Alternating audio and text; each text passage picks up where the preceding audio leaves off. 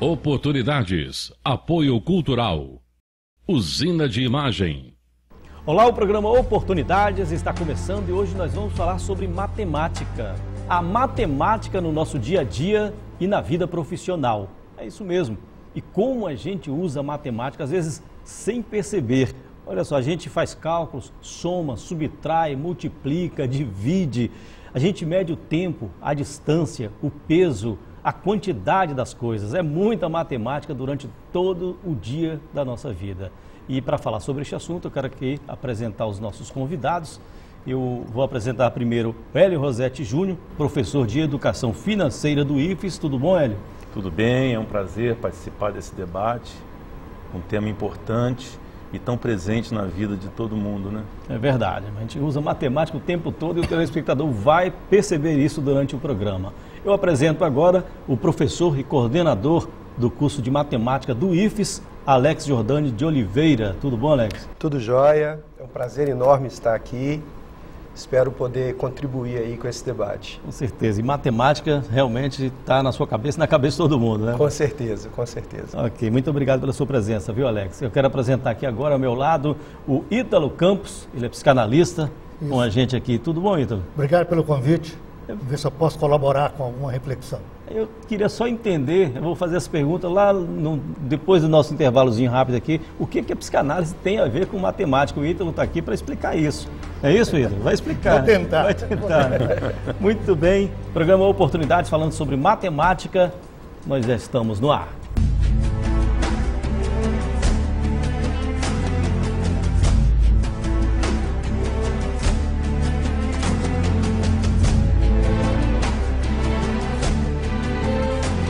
Mais uma vez, obrigado por vocês estarem aqui falando sobre este assunto que eu entendo muito pouco como jornalista. Dizem que a maioria dos jornalistas não entende muito de matemática, né? Eu faço parte desse grupo e até minha filha me desafiou assim: meu pai, o que você vai fazer lá falando de matemática no programa Oportunidades, né? É um desafio, gosto de desafio e está aqui. Primeiro eu quero perguntar para vocês, para que serve matemática, professor Hélio?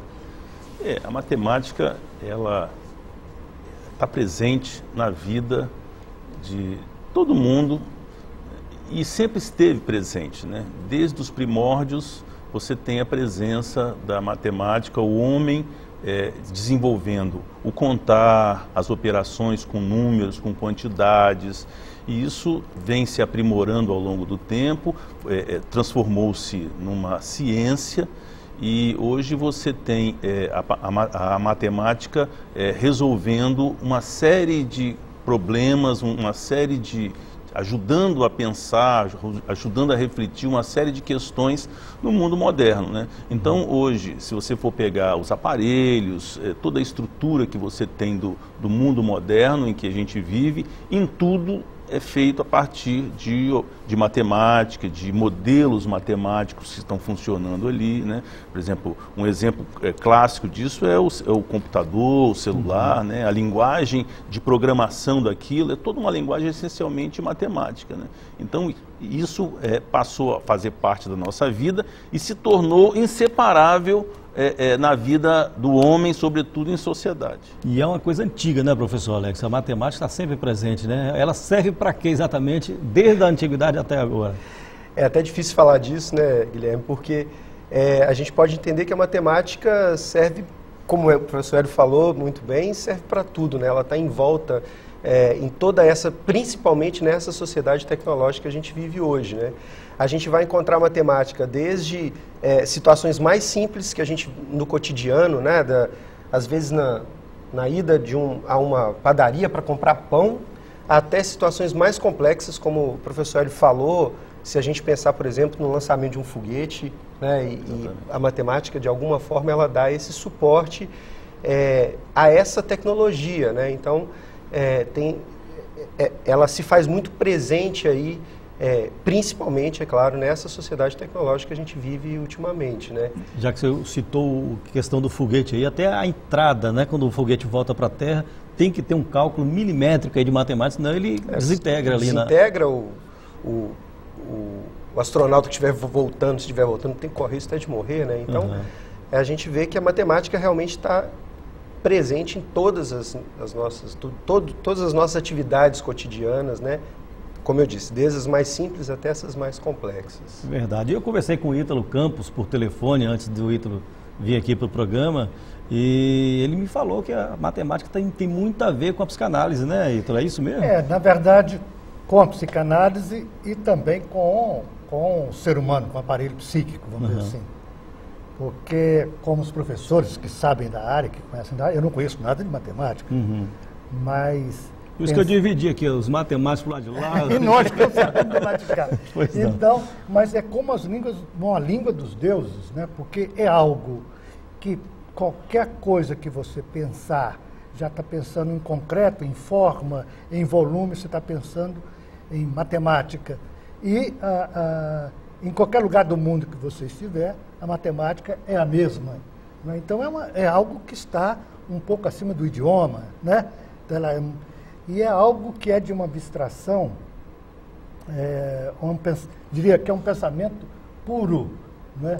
É um pensamento, é uma lógica, é isso? É uma lógica? Sim, podemos entender como sendo uma lógica, né?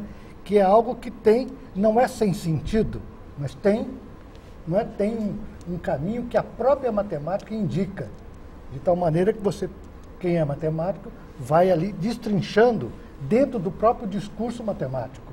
E diz que o pensamento fica mais, não sei se é analítico ou mais lógico, né? Quando se aprende mais matemática. Isso talvez então seja a gente pode pensar que uma criança, quando consegue pensar matematicamente, ela sai do limbo, vamos dizer assim. Ela perde a inocência.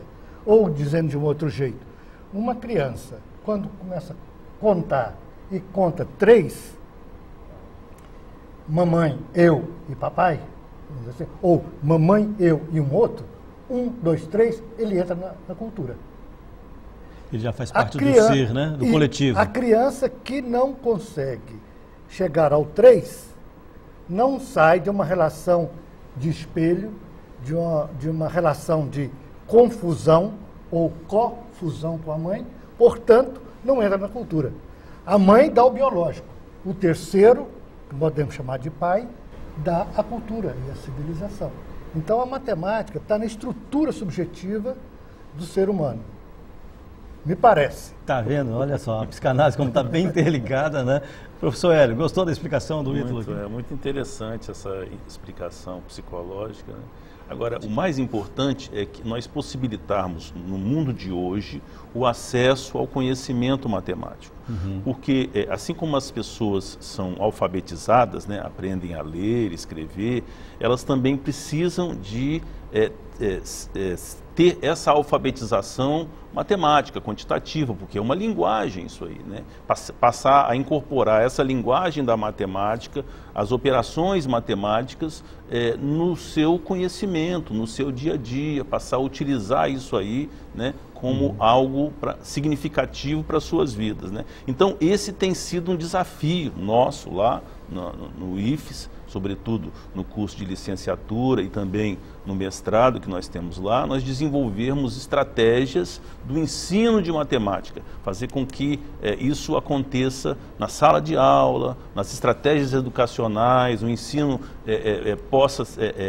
a matemática possa ser acessível às pessoas, as pessoas possam ter facilidade de aprender, de se desenvolver, desenvolver competências. Eu percebo que realmente é preciso tomar uma atitude, né, em termos de educação da matemática no Brasil, porque a maioria das crianças, a gente vê assim, elas brincam com formas geométricas lá no ensino maternal, e chega um tempo que ela começa a ter medo da matemática. Eu queria saber assim, se existe um tempo, uma idade para isso acontecer, professor, se vocês têm algum conhecimento a respeito disso, porque na infância eles brincam com formas geométricas que está relacionado com a matemática, né? E depois chega um tempo que começa a ter medo, pesadelo, ver números correndo atrás delas. Talvez a gente tenha aí, no próprio processo educacional, um gap, né, Hélio? Um buraco, e isso tem alguns fatores, né? eu digo que o processo de formação de matemática ele acaba sendo uma bola de neve. Porque se as professoras e os professores que vão educar essas crianças, né, não têm uma relação de proximidade com a matemática, elas acabam, de alguma forma, não provocando esse interesse e esse prazer pela matemática, né, que o professor Hélio estava falando um pouco aqui, e acabam fazendo um jogo contrário, né? Então acabam levando um desprazer, né? E a matemática acaba se tornando uma cruz a ser carregada, né? Então isso é um processo complicado, porque isso vai refletir depois futuramente, né? A gente vai ver que essas crianças vão levar essas sensações, vamos dizer assim, ruins, né? E aí um pouco do que a gente tem tentado e tem buscado fazer, né? Desde o processo de formação inicial dos professores, né? Lá no IFES, mas não só no IFES, também em outros espaços, é mostrar que é possível a gente aprender uma matemática, que é a matemática com prazer, que ela é acessível a todos e que seja com prazer, né? Que ela possa propiciar alegrias também. Porque no entendimento psicanalítico, isso realmente o que o professor Alex está colocando aí é interessante, né? Se você teve uma barreira lá na sua infância com relação à matemática, que é o que a gente está discutindo agora, o seu futuro fica praticamente comprometido. Verdadeiro, nós experimentamos isso, né? E vemos todo dia acontecer. Processo educacional, a criança até os 5, 6 anos é um livre pensador, né? Consegue ver coisas que os adultos já não veem, são criativos, né? Então parece que há algo no processo educativo, não só na escola, como na família, provavelmente por processos de punição, de recalcamento, de formalismos, né? De valor outro que não a criatividade e a criação, né? Deseja uma coisa formal para o seu filho, já deseja enquadrá-lo, né? Então perde toda a criatividade. E aí também, e isso é verdadeiro, eu experimentei que o ensino da matemática com uma régua, tendo que decorar tabuadas, coisas assim, então fica totalmente desprazeroso e às vezes até fóbico, dá medo da matemática, por conta de uma má orientação na formação dessa criança, na descoberta desse universo, dessa linguagem, como o professor Rossetti falou, dessa linguagem da matemática, que é um mundo fantástico. Para a gente, então, a matemática passa a ser algo aversivo, algo que nos dá calafrio quando fala em matemática. E isso então, tem que mudar. Tem que mudar. Né? Eu tenho um VT, umas entrevistas que nós fizemos em um supermercado, eu vou pedir para colocar no próximo bloco, a gente vai fazer um intervalo agora, bem rapidamente, para a gente discutir o que eu encontrei dentro de um supermercado, o dia a dia das pessoas utilizando a matemática, e vamos falar mais sobre essa questão que a gente está colocando agora da educação. A educação matemática no Brasil precisa mudar e de que forma, né, para a gente melhorar o entendimento, o desenvolvimento da sociedade. Vamos fazer nosso primeiro intervalo, daqui a pouco a gente volta, até já.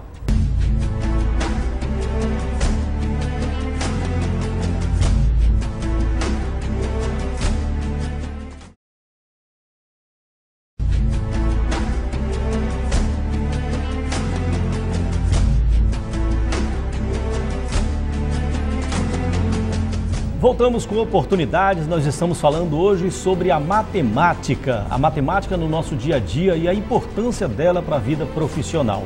Eu, como prometi, eu quero primeiro apresentar aqui os nossos convidados. Nós temos aqui pessoas que trabalham a área da matemática, né? Professor Hélio, professor Alex e o psicanalista Ítalo Campos, que está aqui ao meu lado, né? Falando sobre tudo sobre matemática, cada um na sua visão. Eu quero mostrar agora uma reportagem, várias entrevistas. Eu fui até um supermercado, veja só, encontrei alguns clientes em um supermercado e praticamente todos eles estavam usando a matemática. Vamos ver. A matemática, querendo ou não, está presente no nosso dia a dia. Você vai ver agora alguns exemplos.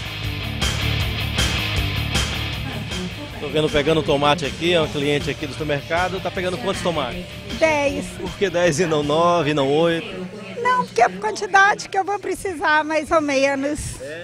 Mas quando você faz compra, você percebe que usa matemática o tempo inteiro? Sim, usamos o dia inteiro, não só nas compras. Hoje você vai usar bastante matemática quando for pagar as contas.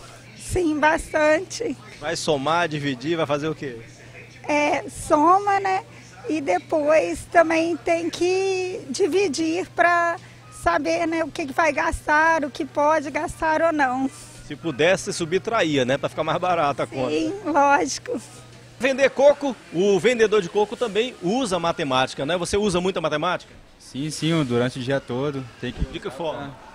Vai depender do cliente que vem, pede o frasco ou o copo, aí ele vai pedir, a gente vai somar aqui.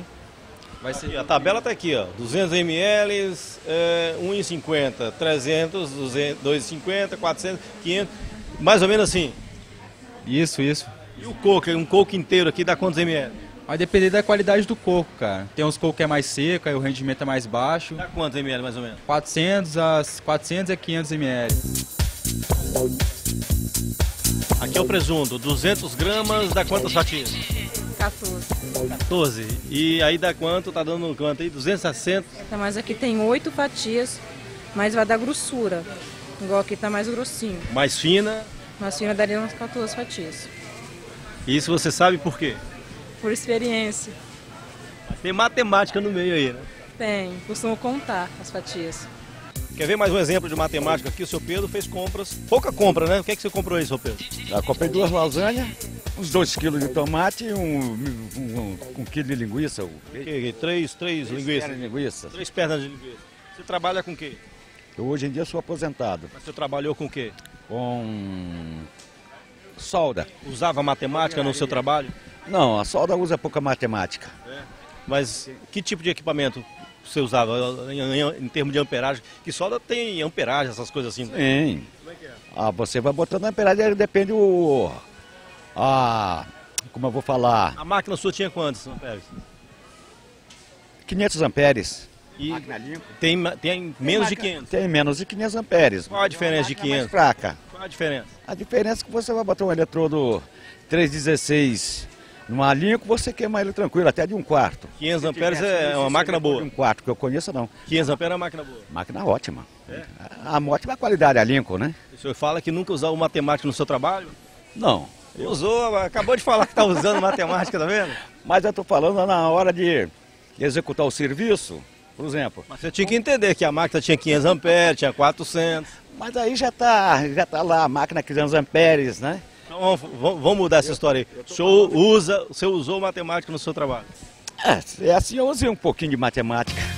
Outro exemplo aqui, calouros do curso de Engenharia Elétrica da Universidade Federal do Espírito Santo. Vocês, pelo que eu estou vendo aí, passaram por um trote agora há pouco, né? Exatamente, o trote foi agora, na verdade está sendo, né? A gente veio aqui comprar as bebidas para a gente aproveitar. Antes de você aproveitar a festa, eu vou te perguntar uma coisa. Matemática, eu sei que para a área de exatas é muito importante. Vocês tiveram que aprender muito matemática para passar no vestibular? Com certeza. O que praticamente mais precisa na prova é matemática e física, né? Pelo menos na discursiva. Durante o curso vai usar muito? Matemática é essencial. Sem a matemática não existe engenharia, né? Agora, quantas latas de tinta vocês gastaram aí para se pintar desse jeito? Quantas latas? Uma cada um. Cada uma lata? Uma lata cada um. É isso, é matemática, todo dia, toda hora. Você viu aí, né? Matemática o tempo inteiro. E eu gostei da frase do estudante ali, né? Sem matemática não tem engenheiro, sem engenheiro não tem cidades, não tem carros, foguetes, né, professor? Exatamente. É importante, então, a matemática realmente. Por aí a gente vê, né, professor? É verdade.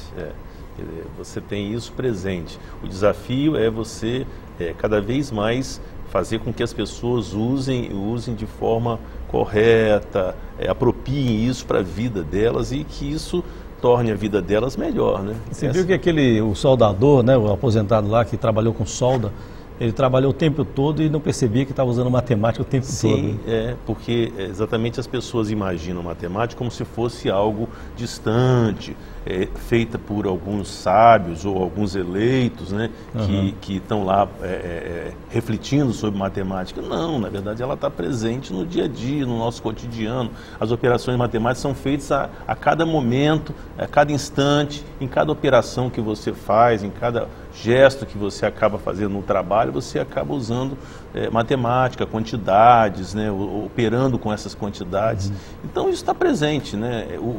A questão é como você incorporar isso da melhor maneira possível e usar isso de forma consciente, da melhor maneira possível para que sua vida melhore, né? Ítalo, tem alguma percepção ali das conversas que eu tive no supermercado? Não, especialmente o que me pareceu interessante, que aquele senhor, o soldador, ele dizer que não utiliza a matemática, quando o repórter esperto foi mostrando os caminhos e como que ele utilizava a matemática. E isso parece interessante porque teve um psicanalista que recriou a psicanálise a partir de Freud, que Jacques Lacan, um francês, ele trabalhou os conceitos psicanalíticos com a matemática, chamou os matemáticos dos seus seminários, falou: vamos conversar a respeito dos conceitos psicanalíticos, porque você faz uma frase de um conceito e essa frase é distorcida muito facilmente. Quando você coloca isso numa equação, numa numa linguagem matemática, ela fica menos sujeita a equívocos. Eu não sei se eu pude me explicar aos matemáticos e aos telespectadores. Mas então, a matemática é muito querida pela psicanálise. E Lacan usou a topologia, não é, os matemas, equações, para demonstrar conceitos, o inconsciente, a relação do sujeito e o outro, tudo com fórmulas matemáticas. E isso facilitou a transmissão do ensino da psicanálise. Tem facilitado a transmissão do ensino da psicanálise. Sim. Então a matemática, não só a matemática aplicada ao mundo das construções das coisas, mas aplicada à teoria, não é tão diria, pouco palpável como é uma teoria do aparelho psíquico.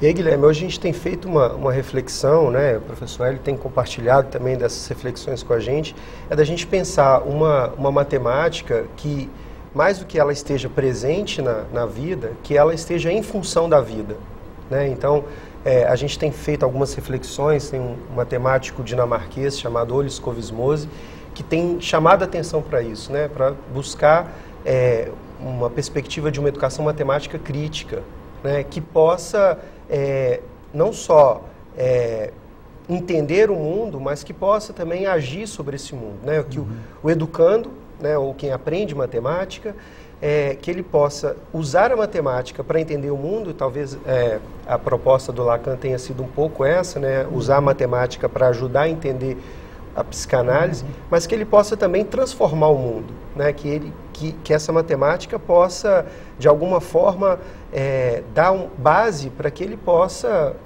como o professor Hélio falou, pensar um mundo melhor, né, e ajudar a construir um mundo melhor. Então essa é uma preocupação que a própria matemática tem, né? Que às vezes a gente fica também, a matemática é tão exata. Eu vou apertar vocês aí. Eu queria saber se existe degrau para se aprender a matemática, assim, se é pelas as quatro operações básicas ou se é pelas formas geométricas, como eu coloquei a questão das crianças. Depois chega, sei lá, equações, frações, decimais. Eu não sei como é que é o degrau hoje. É claro que a gente tem níveis que a gente pode dizer de uma matemática que está mais próxima da realidade. Então, uma criança de 3 anos começa a ter contato já com algum tipo de matemática, na medida que ela conta até 3, 4 anos. Mas a gente vai avançando à medida também que essa matemática ela vai ganhando níveis de abstração maiores, né? Então, a gente pode dizer que não necessariamente degraus, né, que a gente tenha que seguir, mas níveis de abstração mesmo que às vezes vão exigir um pouco mais ou um pouco menos, né? A gente tem, por exemplo, se preocupado muito, e isso é um movimento já antigo, desde 98, se eu não me engano, a LDB, 96, né? A gente já tem feito um pouco dessa reflexão, na perspectiva de um currículo que seja um currículo mais em espiral. Né? Então, A criança ela tem contato com a parte aritmética, mas ela tem contato com a geométrica, ela tem contato com a estatística, ela tem contato com a algébrica, e aí ela vai então tendo contato com todas as áreas da matemática, todas as áreas do conhecimento, mas mudando o nível de aprofundamento dessas áreas. Sabe o que eu percebo? Que no Brasil, eu não sei se vocês podem falar sobre isso, né? Ter uma percepção para o telespectador entender melhor. O ensino da matemática não é muito heterogêneo no Brasil, não é uma coisa homogênea. Assim, cada escola tem um programa diferente da outra. E eu acho que tem uma escola que o aluno aprende mais matemática, a outra aprende menos. Eu não sei se isso é realmente, mas eu tenho essa percepção. Você entende assim, professor? Assim, o currículo hoje, nós temos hoje os parâmetros curriculares, ou as diretrizes agora curriculares, elas são nacionais, né? Todas as escolas têm a obrigação, porque isso é uma lei, né, de acompanhar e de seguir essas diretrizes curriculares nacionais. O que acontece é que muitas vezes por situações da escola ou até mesmo às vezes de professor, troca de professor, ou às vezes o professor tem alguma dificuldade lá, você não consegue aprofundar ou seguir ou trabalhar essas questões curriculares a contento, né? Mas em geral existe um padrão nacional, né, um currículo. Os estados também têm seu currículo, a sua estrutura curricular envolvendo o assunto, e as escolas têm obrigação de acompanhar isso aí, de seguir essas orientações. Obrigação é uma coisa e execução é outra, né? Agora, não sei se isso o desafio é exatamente assim, preparar esses professores, né, de tal maneira que eles tenham condição de, em aula, né, trabalhar a questão da matemática de maneira, como falou o Alex, né, de forma prazerosa, significativa para os alunos, que seja algo que acrescente as suas vidas, né? Aí vem a minha mente aqui, vou pedir para vocês responderem no próximo bloco, a questão da qualificação profissional dos professores, que estão dando a base para os nossos alunos, nossos futuros médicos, futuros engenheiros, né? Vamos falar disso no próximo bloco, vamos fazer mais um intervalo, daqui a pouco a gente volta, até já.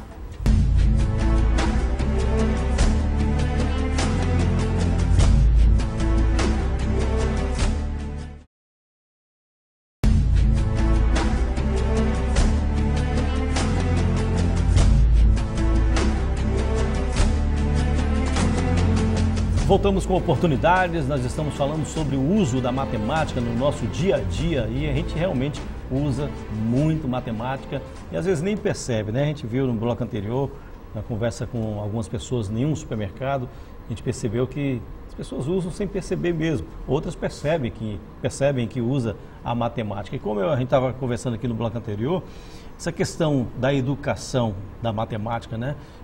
A questão da qualificação profissional, né, dos professores, aqueles que dão aula de matemática, principalmente, que estão formando a consciência matemática nos alunos. Não deveria melhorar, professor Alex? Com certeza, né? A gente tem percebido que há um movimento, e isso principalmente em nível nacional, da gente garantir uma melhor qualificação. A gente tem hoje aí vários programas de formação de professores, né? O Instituto Federal mesmo tem algumas dessas ações, né?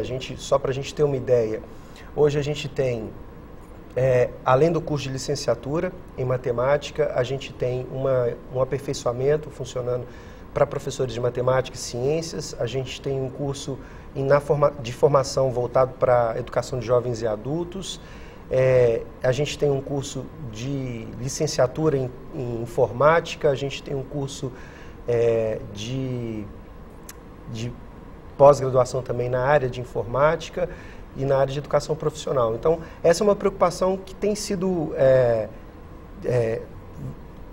tem surgido muito, né, recentemente, né, a gente já tem visto por aí pesquisas apontando que realmente a gente tem uma defasagem na formação dos professores, mas eu acho que a gente está caminhando, né, e a gente tem surgido boas propostas, eu acho que a gente está caminhando em busca dessa superação, né, dessa má formação ou dessa formação um pouco deficitária aí dos professores. Antes do senhor começar a dar aula, o senhor sempre foi bom em matemática, alguma coisa assim, ou teve um momento assim que assustou também, como muita gente? Você, como é que você se interessou pela matemática?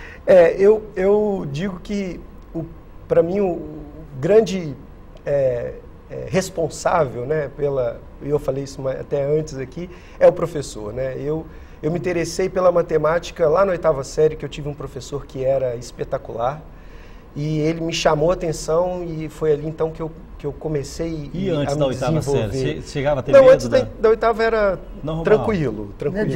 Mediano. Nunca tive muitos problemas. Porque tem essa questão, né, de que a matemática é só para nerds. Eu estava até conversando com o Ítalo aqui no intervalo, né, que isso como é que é, Ítalo? A gente tem esse pensamento. A minha geração, que não difere muito, tanto assim, dos companheiros de mesa,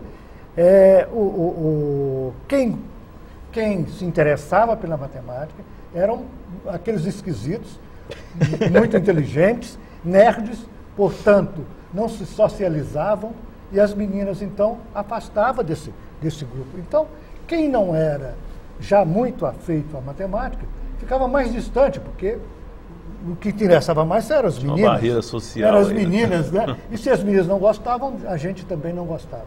E tinha outra definição, muito radical e verdadeira, não é? Como a verdade da adolescência é sólida, né? Que as meninas não se interessam por matemática. Então, quem vai para a matemática, quem vai para as exatas, é um grupo de esquisito. Isso me parece homens esquisitos. Homens esquisitos. Então, isso me parece que tem mudado. E vocês que estão na área, eu tenho percebido, não é? Tem recebido que os nerds hoje caíram na graça dos meninos, não é? Então, jovem adolescente, você não precisa correr da matemática, que as meninas estão gostando dos matemáticos, né? Inclusive estão estudando, né? Lá, né? por exemplo, nos cursos de engenharia nosso lá, hoje a quantidade de mulheres é muito grande.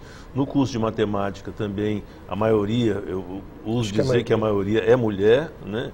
Já está estudando e pretende trabalhar com matemática. Nós teremos aí a maioria de professoras de matemática, né? Nós teremos aí, hoje, eu uso dizer o seguinte, que nas turmas de engenharia lá, está mais ou menos meio a meio, né, em termos de mulheres e homens, né, de meninos e meninas, né, enfim, então essa barreira ela já foi rompida. Mais um mito derrubado aí, né? Agora, o que eu acho interessante é que, assim como outras ciências que vêm sofrendo mudança, né, também na matemática, o ensino de matemática, ele vem sofrendo mudanças. Ele não é mais o ensino de 20 anos atrás, de 30 anos atrás, ele não acontece mais hoje, né? Então, hoje você tem uma série de mudanças. Vou dar um exemplo. Certamente aqui todos nós estudamos logaritmo. E para estudar logaritmo nós tínhamos uma tábua de logaritmos. Estão lembrados disso? Era um livro quadrado que a gente carregava para... Eu não cheguei a ver a tábua não. Hoje isso não existe mais, né? Hoje, com o advento das calculadoras, né, você hoje faz as operações com logaritmos, que era uma coisa chatíssima, você tinha que ficar procurando lá a mantiça, a característica. Olha um exemplo aqui na mesa que eu trouxe aqui, Isso aqui, o nome como é mesmo? Ábaco. Isso aqui, para quem não sabe, eu não sei se a posição é essa ou essa, mas eu acho que é essa sim. Isso aqui, na verdade, é uma calculadora milenar, né? É chinesa, né, professor? Eu não lembro exatamente a história do ábaco, mas isso aqui se calculava, eles faziam cálculos numéricos com esse equipamento. Na China o pessoal usa muito, China, Japão, eles usam muito ainda isso aí. Com uma agilidade que a gente fica era muito rápido. E como mudou, né? Hoje nós temos calculadoras, né? Então temos nos computadores, né? E o que não mudou foi o sistema métrico, né? Esse aqui, por exemplo, isso aqui continua, né? Os pedreiros usam muito. E tem a história também do metro, né? A medida metro é guardada até hoje, né, professor Alex? Sim, isso... Desde a Revolução Francesa, né, que criou-se um padrão de referência para as medidas, chamado Sistema Internacional de Medidas, e aí o metro é uma barra de platina, se eu não me engano. É guardado em um cofre, parece, né? Guardado em um ambiente climatizado, para não sofrer alterações no tamanho, né? Quer dizer, se eu for comprar um tecido lá para fazer uma cortina em casa e o metro for menor, eu tenho que ir lá conferir, ou então exigir que alguma entidade internacional reveja o metro no mundo todo. Né? Agora, o sistema de medida, Guilherme, talvez tenha mudado pouco, mas os instrumentos de medida têm mudado. Né? A gente, tem até a laser agora. Né? A gente vê, por exemplo, hoje as pessoas medem, por exemplo, grandes medidas, né? Coloca um aparelhinho aqui, coloca outro aparelhinho lá na frente, um manda sinal para o outro e pronto, mediu. Não precisa mais sair esticando aquela fita né? enorme pelo meio da rua. Um rapaz medindo no rodapé de uma casa, ele ficou num ponto só da casa, jogava um raio laser num ponto, um raio laser no outro, já saía a medida aqui para ver quantos metros vai dar o rodapé. Exatamente. É verdade, a tecnologia está aí para ajudar, não é? Para facilitar mesmo e, na verdade, tirar um pouco o mistério que a tecnologia tem ajudado para isso, para tirar um mistério que recobre o campo dos conhecimentos e para demonstrar que não há nada que está terminado. Né? Quer dizer, a tecnologia é o que demonstra para a gente o tempo todo que algo pode ser ainda feito, melhor ainda, mais ainda. Né? Então eu acho que o Brasil estando, eu não sei como está a posição do Brasil no campo da matemática, mas me parece que nós conseguimos um pouco que despertar nas áreas do conhecimento, na área das exatas, que era para nós um bicho-papão, um avanço muito grande. É verdade? Ou a impressão que eu tenho, que eu não sei termos de comparação com a América Latina, pelo menos. Assim, o Brasil, em termos de pesquisa matemática, né, o Brasil tem bons matemáticos, né? Inclusive o INPA, o Instituto de Matemática Pura e Aplicada, né, é um exemplo disso, né? Tem bons matemáticos. Agora, o problema hoje no Brasil é você disseminar por exemplo, o ensino de matemática, a aprendizagem de matemática, o acesso aos conhecimentos matemáticos ao conjunto da população. Esse é que tem sido um desafio nosso, né? Você ter essa excelência, né, de alguns centros de pesquisa aqui, ele estendido para o conjunto da população, através dos nossos sistemas escolares, né, através das nossas escolas, dos nossos institutos. Então, esse tem sido um desafio interessante. Acho que um pouco que o senhor estava falando um pouco mais cedo, né? A matemática não é para poucos, né? Não é para mentes iluminadas, mas uma matemática para todos, né? Que todos possam ter acesso a essa matemática. E relacionar também a matemática com outras disciplinas, né? Não a matemática somente, estudar somente matemática. Um exemplo claro que eu dou aqui, que a gente pode discutir a partir do próximo bloco, é quando uma criança ou um jovem vai resolver um problema de matemática e não consegue compreender aquele problema, é outro problema, na interpretação da sua própria língua, para entender o enunciado. A gente vai discutir essa questão aí da interligação das disciplinas no próximo bloco. Daqui a pouco a gente volta, até já.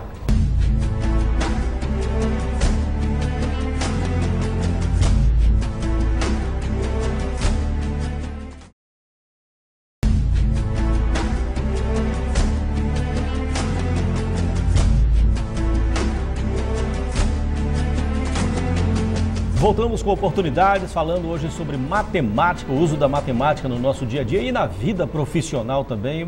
A pergunta que eu fiz no bloco anterior foi sobre a matemática interligada a outras áreas, né? Outras disciplinas, no caso. Eu dei até o exemplo de um jovem resolvendo um problema de matemática.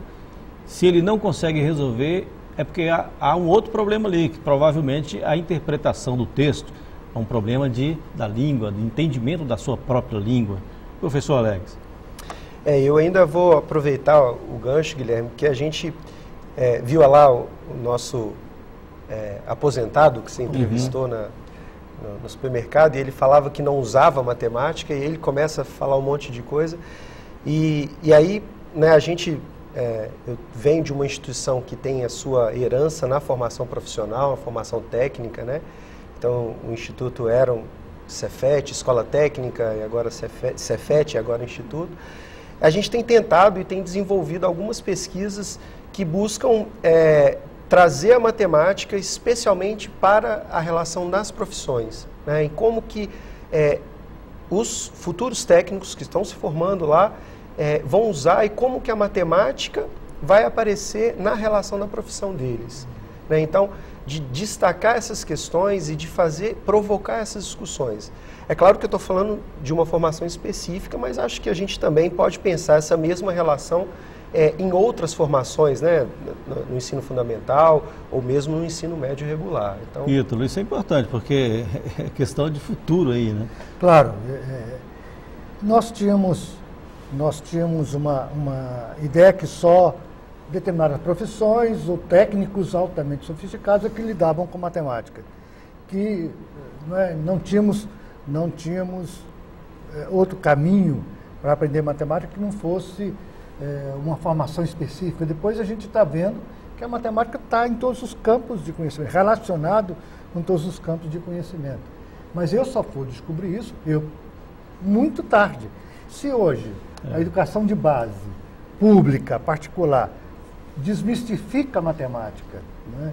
E sofistica o pensamento, porque uma coisa auxilia a outra. Você vai entender bem a linguagem escrita também, tanto quanto você pode entender a linguagem matemática. Uma auxilia a outra, não é? Quer dizer, o pensamento abre, a capacidade de abstração amplia e a capacidade de pensamento amplia, não é? O pensamento são também palavras. Então esse repertório fica muito mais rico. Você imagina então como que isso serve para exercício do poder, né, do poder do conhecimento, que é poder. E a matemática, como é algo tão sofisticado, é muito poder.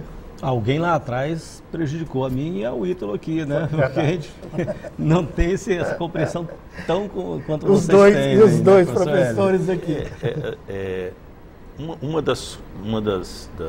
Dos motivos que me levaram a estudar matemática foi a minha formação lá no IFES, na Escola Técnica, né? Na época eu fiz parte do meu ginásio industrial lá e era muito presente, né, a matemática, e depois eu fiz o curso técnico e isso fez com que me estimulasse, né, a estudar mais matemática e isso aí passou a ficar muito mais presente. E eu passei a entender e ver significado naquilo que eu via de matemática, né? Não era uma coisa, você pegar uma equação, resolver a equação pela equação, mas ela tinha um significado num contexto de um problema profissional que eu estava resolvendo lá, né? Particularmente, eu estudei eletricidade, depois eletrotécnica, então eu enfrentava problemas de cálculo, né? De problemas relativos à eletricidade lá, e isso fazia com que a matemática me desse um significado. Isso eu pude estender depois para o restante da vida, né? Então, essa é a grande chave da questão, o aluno ele começar a ver algum significado, né, naquilo. A matemática, a rigor, ela durante muito tempo, e ainda é hoje, foi usada como forma de poder, né? Quem detinha o conhecimento matemático, né, ele tinha o poder também, né? Ele tinha a sabedoria, né? Hoje, você estender esse conhecimento para o conjunto da população é você democratizar o conhecimento e fazer com que o ambiente nosso, da nossa sociedade, se torne mais democrático, menos concentrador de conhecimento, né? Em tudo você vai precisar. Eu vou fazer medicina porque eu não gosto muito de matemática e tal. Não, né? Se ele for ver, por exemplo, um remédio, ele é ministrado a partir de uma estatística da sua aplicação em determinado experimento, né? Então, isso você tem uma relação quantitativa em cima daquele remédio aplicado, né? O problema é que, como o Ítalo falou, às vezes a gente descobre só muito tarde que a gente precisa daquela matemática, né? Se você é jornalista, você precisa de acompanhar todas essas estatísticas, seja na economia, seja na política, né? São uma série de números. Aliás, que você deixa tem eu fazer aí. minha culpa aqui. O jornalista também erra muito nas estatísticas quando faz suas reportagens, né, professor? Sim. Pode ser sincero. Sim, assim, a gente está cansado de ver em canais aí ditos, né, nobres, aí, grandes, entendeu? Estatísticas completamente erradas, gráficos absurdos, entendeu? Mas, assim, eu não sei se isso é intencional ou se é realmente um erro grosseiro de quem fez aquilo ali. Mas, de certa forma, não pode desprezar isso que tem um impacto muito grande, porque, por exemplo, o gráfico é um modelo que te dá um impacto imediato na informação. Se você erra aquilo, a informação está totalmente perdida. Vai confiar em quem ali, né? Claro. Induz a erro, né? Sim, induz a erro. Com certeza. Olha só, a conversa está boa, matemática, é sempre bom falar de matemática, pelo menos esse tempo que a gente ficou aqui discutindo matemática no programa de hoje, a gente percebe isso. Mas o programa chega ao final. Eu gostaria que vocês três agora fizessem as últimas considerações sobre o que nós conversamos hoje aqui. Se quiser deixar algum recado para o telespectador também, pode ficar à vontade. Eu vou pedir ao Ítalo para iniciar, por favor. Tá. Primeiro agradeço a oportunidade, agradeço o telespectador que ficou nos ouvindo e aprendi aqui, eu acho que você também, que a matemática deve ser algo desmistificado, que é algo que está, queira ou não, sabendo, consciente disso, ela está todo o tempo em nossa vida. Então é importante mostrar isso, falar isso, repetir isso aos adolescentes, às crianças e aos adolescentes, que é um período onde a formação, onde esses mitos invadem a mente da gente e às vezes dificulta isso do prazer do conhecimento, o prazer com a matemática. Então eu gosto, esse prazer, ele é fundamental. É isso que vocês, como professores, estão fazendo, informando novos professores com a mente mais aberta para que o ensino seja prazeroso. Isso é interessante. Ok, vou continuar mais com o Ítalo aqui. Eu vou aproveitar o Ítalo aqui para lembrar uma coisa que a gente não falou aqui, como está bem ligado à psicanálise também. Tem essa campanha que todo mundo vê aí nas ruas sobre contar de 1 até 10 quando você estiver num momento de estresse, do trânsito, por exemplo. Isso, quando a gente conta, o Ítalo pode me explicar se isso realmente mexe com o nosso entendimento, na verdade, psicologicamente melhora? Na verdade, o que você aprende, não é, na civilização, é você sair do ato para a simbolização. Não é? Ao invés de fazer o ato, que pode ser irreversível, você desenvolve, o ser humano que pode fazer isso. Por isso o ser humano não tem nada mais a ver com a natureza. Você poder, então, contar. Você conta até 10, você evita um gesto, uma agressão, e às vezes uma agressão irreversível. Então, esse contar de 1 até 10 é sábio, é a sabedoria que vovó já dizia e o psicanalista recomenda. Contem até 10. Algumas situações não, mas 99% sim. Querido, tá vendo que tem muito a ver? Professor Alex, suas últimas considerações, por favor. Bom, gostaria então de agradecer, agradecer o Guilherme e agradecer pela presença aqui, professor Hélio e Ítalo. Foi um prazer enorme estar aqui. E aí deixar um recado especialmente para os professores, e professoras que estão nos ouvindo, para a gente ficar atento a essa questão, que a gente já tratou antes, que a matemática não é um bicho de 7 cabeças, e que a gente possa ir buscar formas, estratégias de levar para os nossos alunos uma matemática que seja significativa, que tenha relação com a vida e que seja prazerosa. Ok, professor Alex. Professor Hélio, agora suas últimas considerações. Eu quero agradecer e a minha satisfação também de participar aqui com o Alex, com o Ítalo, com você, Guilherme. É muito bom a gente fazer essa discussão, parabenizar a TVE pela oportunidade desse debate e dizer da importância de se estudar matemática e entender que a matemática, ela, como o Alex falou, não é um bicho, é algo simples, é algo que está presente na nossa vida e que você estudando, você se interessando, você buscando possibilidades de aprendizagem, você tem um crescimento e sua vida se torna melhor. Profissionalmente, futuro garantido. Sim. Né? Ok, professor Hélio, professor Alex e Ítalo, muito obrigado pela sua participação de vocês três hoje aqui. Não é um bicho de 7 cabeças. Para mim, eu não sei o Ítalo, mas para mim deve ser o de 5, de 4 por enquanto. Eu estou tentando diminuir, mas um dia eu vou matar esse bicho com certeza. A matemática está aí para todo mundo, tem que se tornar mais acessível mesmo, porque ela está presente no nosso dia a dia, na nossa vida profissional, como a gente mostrou no programa de hoje.